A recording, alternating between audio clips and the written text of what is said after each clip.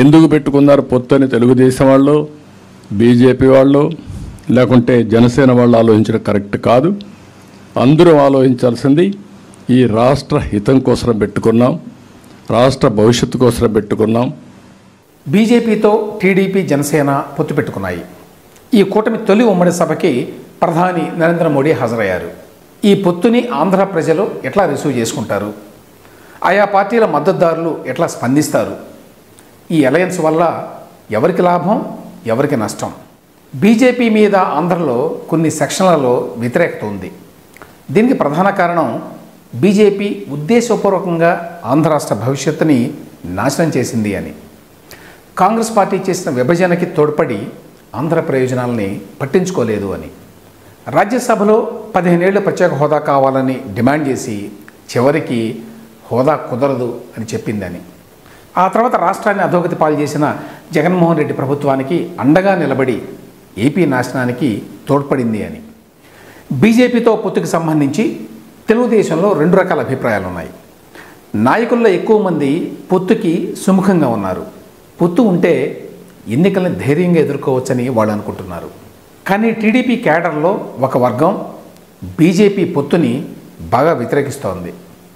రాష్ట్రానికి ఇంత అన్యాయం చేసిన బీజేపీతోటి పొత్తు పెట్టుకోవడం మంచిది కాదు అనేది వారి అభిప్రాయం. దీనివల్ల ఎన్నికల్లో తెలుగుదేశం పార్టీకి నష్టం జరిగే అవకాశం ఉందని భయపడుతున్నారు. జనసేన చాలా కాలం నుంచి బీజేపీతో పొత్తులో ఉంది. అందువల్ల ఆ పార్టీలో ఈ పొత్తుకు వ్యతిరేకత ఉండేటువంటి అవకాశం లేదు. అయితే బీజేపీ కూడా ఇప్పుడు పొత్తులో చేరటం వల్ల జనసేనకి లోక్సభ, అసెంబ్లీ సీట్లు తగ్గాయి. దాన్ని బహుశా జన సైనికులు హర్షించలేరు. బీజేపీతో పొత్తు వల్ల టీడీపీకి కొన్ని నష్టాలున్నాయి. ఒకటి, ఇప్పటి వరకు టీడీపీ పట్ల సానుకూలంగా ఉన్న సిపిఐ, సిపిఎం వంటి పార్టీలు, వామపక్ష భావజాలం ఉన్న సంస్థలు, సంఘాలు ఇప్పుడు దూరం అవుతాయి. కాంగ్రెస్ పార్టీ కూడా టీడీపీ మీద దాడిని బాగా పెంచుతుంది.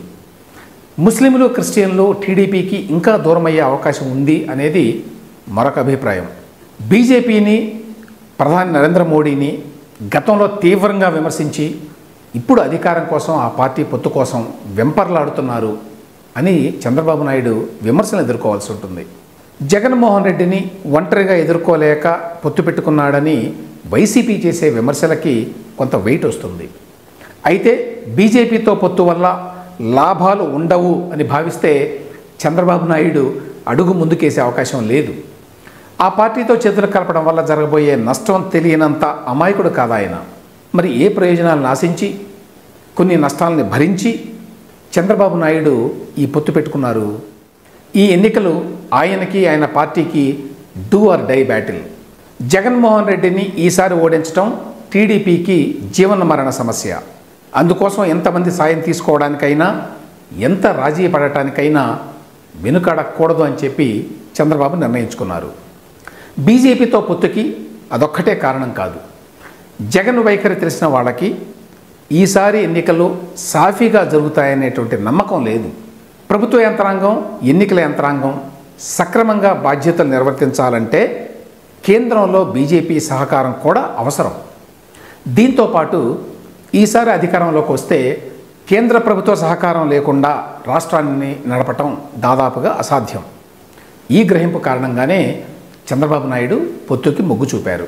తన పార్టీ ప్రయోజనాల దృష్ట్యానే కాకుండా రాష్ట్ర విశాల ప్రయోజనాల దృష్ట్యా కూడా బీజేపీతో పొత్తు పెట్టుకున్నామన్న విషయాన్ని మైనారిటీలు కూడా గ్రహిస్తారని చంద్రబాబు నాయుడు భావిస్తున్నారు.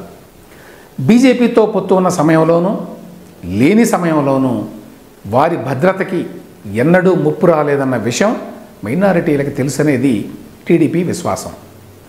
జగన్మోహన్ రెడ్డి ప్రభుత్వాన్ని అధికారం నుంచి దించటం ఒక చారిత్రక అవసరమని, ఆ విషయాన్ని ప్రజలు కూడా అర్థం చేసుకున్నారని, పొత్తుల్ని ఆ నేపథ్యంలో చూస్తారని చంద్రబాబు నాయుడు భావిస్తున్నారు.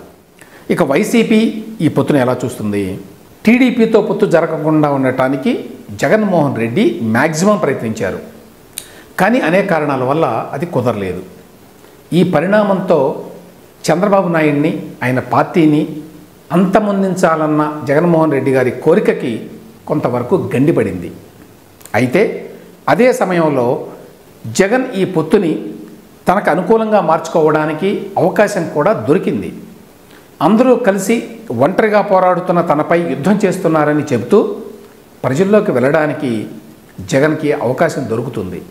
మతతత్వ పార్టీకి తాను దూరంగా ఉన్నానని చెప్పి మైనారిటీ ఓట్లకి ఇంకా గట్టిగా గేలం వేయడానికి కూడా జగన్కి మంచి అవకాశం ఉంది.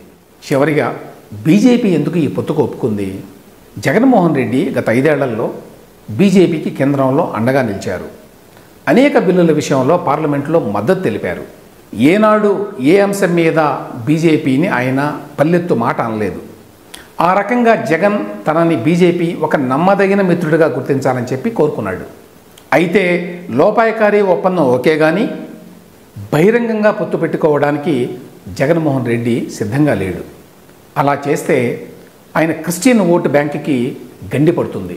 కానీ ఈ రకమైన అరేంజ్మెంట్కి బీజేపీ అంత సుముఖంగా లేదు. దీనికి తోడు జగన్ మీద ఉన్న అవినీతి ముద్ర కూడా బీజేపీకి సమస్యే. అంతేకాదు ఈసారి ఎన్డీఏ కింద 400 సీట్లు గెలవాలని బీజేపీ టార్గెట్ పెట్టుకుంది. బీజేపీతో కలవడానికి సిద్ధంగా ఉన్న పార్టీలు కూడా నిజానికి తక్కువే. ఈ నేపథ్యంలోనే ఆంధ్రప్రదేశ్లో టీడీపీతో పొత్తు పెట్టుకోవాలని బీజేపీ నిర్ణయించుకుంది. జనసేనకి ఆల్రెడీ అటు బీజేపీతో ఇటు టీడీపీతో పొత్తు ఉండటం కూడా కలిసి వచ్చింది. ఏపీలో పొత్తు భవిష్యత్తులో ఉపయోగపడుతుందని బీజేపీ భావిస్తోంది. ఎందుకంటే పొత్తు లేకుండా రాష్ట్రంలో బీజేపీ ఒక్క ఎంపీ సీటు కూడా గెలిచేటువంటి అవకాశం లేదు. పొత్తు ద్వారా ఏపీలో బీజేపీ మళ్ళీ అడుగు పెట్టగలదు, పార్టీని బలోపేతం చేసుకోగలదు. ఇక చివరగా మిగిలిన ప్రశ్న, పొత్తుల వల్ల ఎవరికి ప్రయోజనం?